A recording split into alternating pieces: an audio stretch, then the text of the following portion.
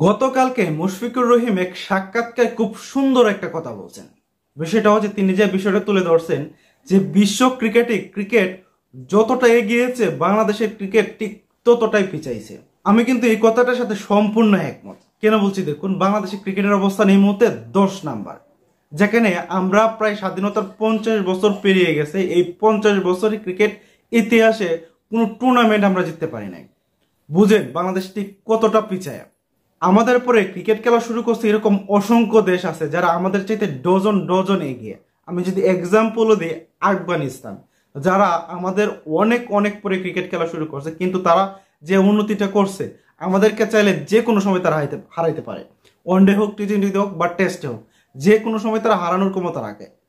এই যে আমাদের ক্রিকেট এতটা পিছাইছে এর কারণ কি আপনি জানেন?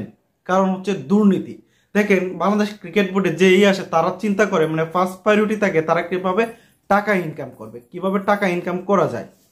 এই যদি ক্রিকেটের অবস্থা হয়, মানে সব জায়গাতে যদি দুর্নীতি থাকে, তাহলে কিভাবে ক্রিকেটের উন্নতি হবে?